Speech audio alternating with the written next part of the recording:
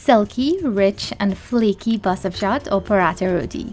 Don't you wish you were indulgent in some right now? Let me show you how to make this wedding and prayer style roti. This is not your everyday paratha. It's buttery, amazingly rich, and so melt in your mouth good.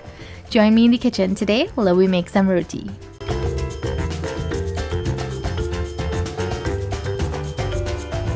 I was gifted this Roti Helper set from Silky Cooks, so I'll try it out today.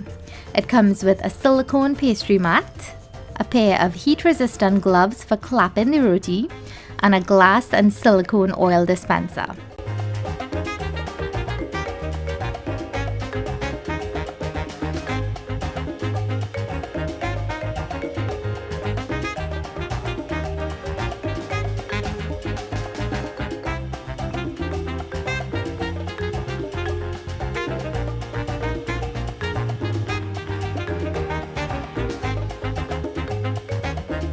Step 1 involves kneading the dough. All the exact measurements are in the description box below. Sift 4 cups of all-purpose flour and add some full cream milk powder in. This gives that rich wedding roti flavor. Add salt, some brown sugar, and some baking powder. Now your typical everyday paratha doesn't have the milk or sugar, so you can omit those if you want. Add some ghee, or you can add any other fat of your choice. And add 2 1/4 cups of hot water. This water is about 140 degrees Fahrenheit or 60 degrees Celsius.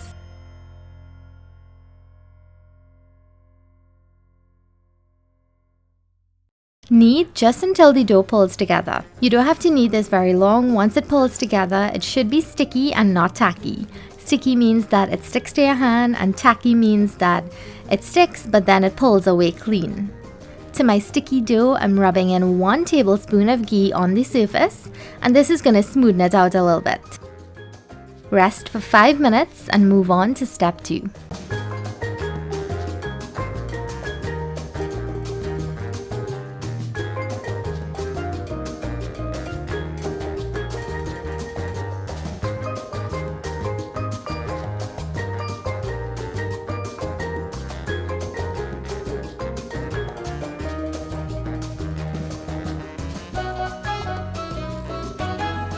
Separate the dough into small or large loyas or dough balls.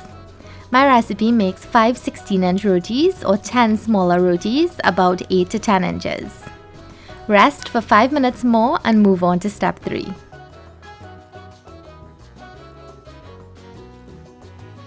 Now we'll create the layers that paratha is known for. So we're basically laminating the dough similar to how French pastry is made.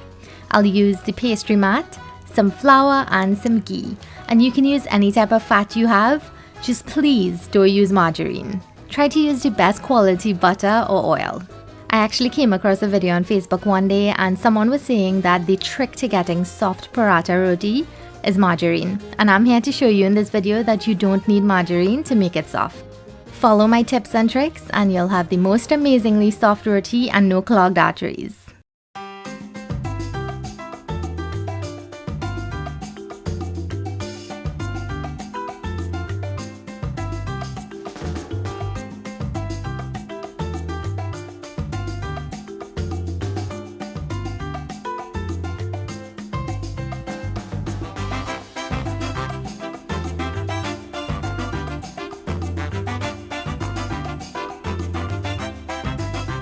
Flatten out the dough with your palms, and the dough should be soft enough so that no flour or Belna or rolling pin is needed. The bigger you open it is the bigger surface area you'll have, which means more layers and a silkier, flakier end product.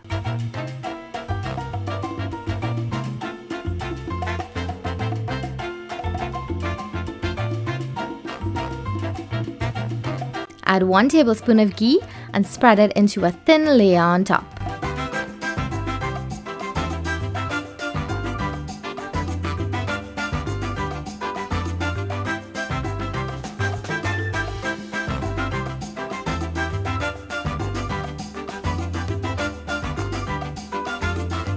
Sprinkle some flour all around. Make a slit Roll and tuck all the exposed layers at the base of the loya, creating a cone shape.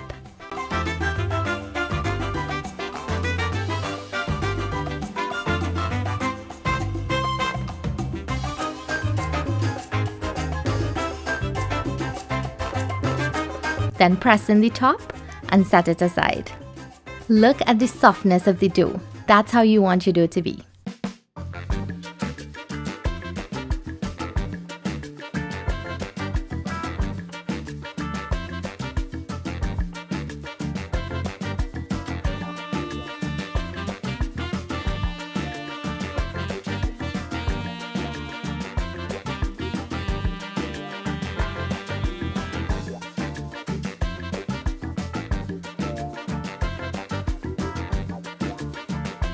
The longer this dough sits before cooking is the better.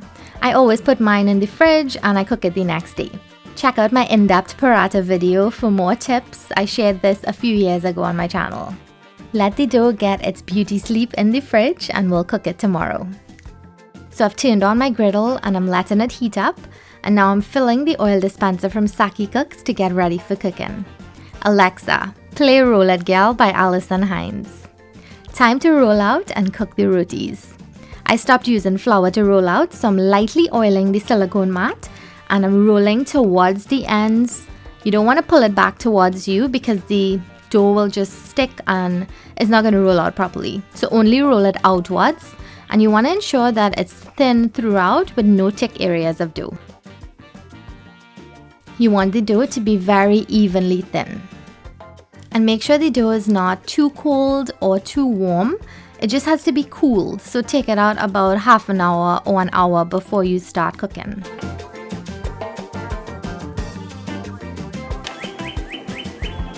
Oil your tawa or griddle and place the flattened loya. Brush or drizzle a light layer of oil and flip when bubbles appear. That takes about 30 seconds.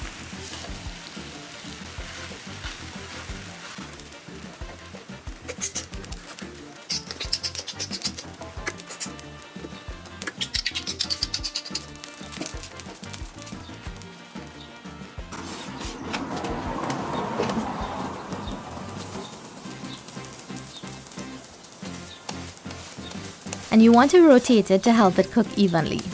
When you think the ends and the entire roti is cooked, then you're going to take your dabblers and lightly smash it together. It's so soft and silky that you don't really need to use a lot of force or pressure to separate the layers. This takes between 70 to 90 seconds to cook on medium heat. Make sure you let the tawa heat for about 10 minutes before you start to cook. If the heat is too high, it's not going to cook evenly and it's going to be stiff and hard. If it's too low, it's going to fall apart and pieces of the dough will be raw, so we don't want that. Here I'm testing out the gloves to clap the roti. So my mom used to do this when I was younger and I always thought it looked so cool, but it is very hot and it can burn your hands. So these gloves are actually making it easier.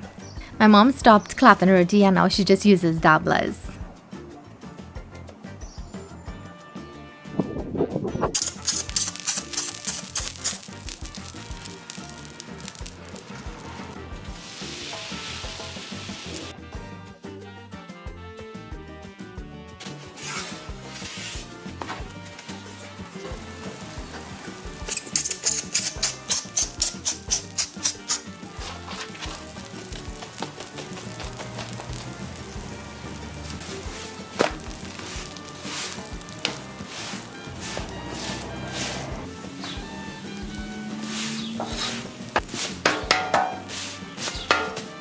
When it's finished cooking, you want to put it into a cooler or an airtight container to stay soft and warm.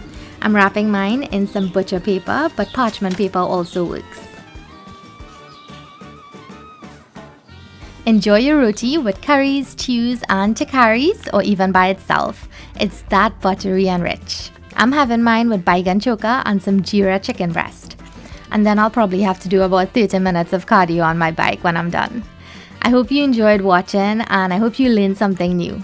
Check out sakicooks.com for your Roti Helper products to make roti making easier.